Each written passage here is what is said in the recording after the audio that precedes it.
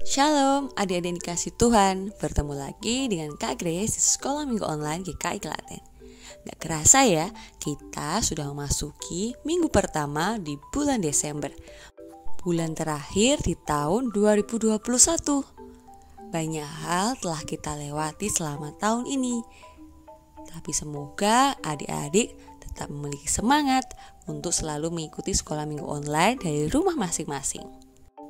Hari ini kita mau bersama-sama mendengarkan cerita Alkitab yang terambil dari Kitab Yesaya pasal 7 ayat 1 sampai dengan ayat 17. Kita mau saksikan video animasi berikut ini. Yesaya dan Raja Yehuda. Raja Ahaz adalah Raja Yehuda yang jahat. Ia ketakutan terhadap musuhnya, yaitu Raja Aram dan Raja Israel. Nabi Yesaya menyampaikan pesan Tuhan bahwa Yerusalem tidak akan dikuasai oleh Aram dan Israel. Karena beberapa tahun lagi Tuhan akan membuat kedua negeri tersebut hancur. Raja Ahaz yang jahat tidak mau percaya kepada Tuhan dan tetap memilih meminta bantuan pada bangsa Asyur. Sesuai dengan perintah Tuhan, Yesaya menamai anaknya yang baru lahir Maher-Shalal-Has-Baz. Dan Tuhan berfirman, sebelum anak itu bisa bicara untuk memanggil ayah dan ibunya, Raja Asyur akan mengalahkan Damsyik, ibu kota Aram, dan Samaria, ibu kota Israel. Dua negara yang dahulu ditakuti Raja Ahaz. Tuhan juga menyampaikan kemarahan kepada bangsa Yehuda karena menyia-nyiakan pertolongan yang sudah disediakan Tuhan untuk mereka. Bangsa Asyur menjadi sombong dan serakah karena mereka bisa menaklukkan banyak negara. Nabi Yesaya pun menubuatkan bahwa Asyur pun akan jatuh karena kesombongan dan keserakahan mereka. Adik-adik, apa yang akan adik-adik lakukan jika adik-adik mengalami kesulitan? Pastinya adik-adik akan mencari pertolongan dari orang lain. Tetapi bagaimana jika ada seorang yang mau memberikan pertolongan, tapi kita tolak, hanya karena kita tidak menyukai orang tersebut? Sikap seperti itu menandakan kita adalah orang yang egois dan sombong.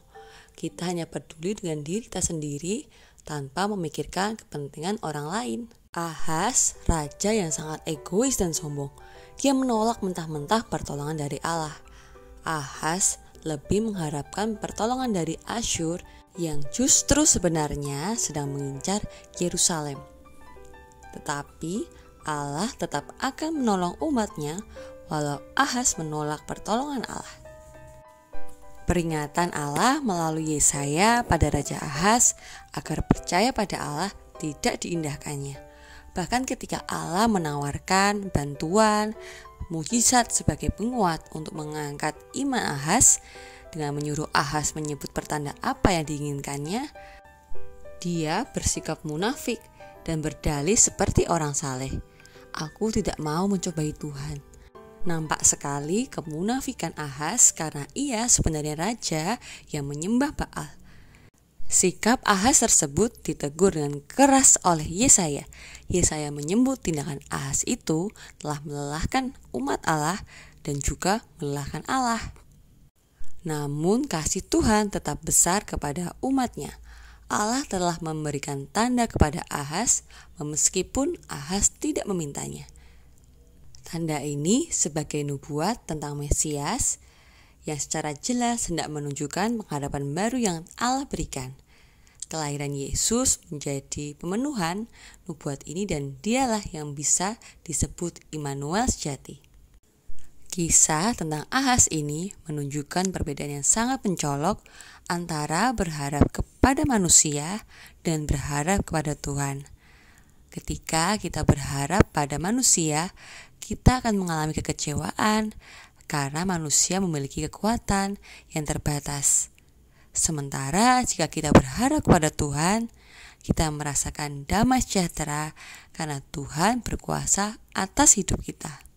Demikian cerita Kak Grace hari ini.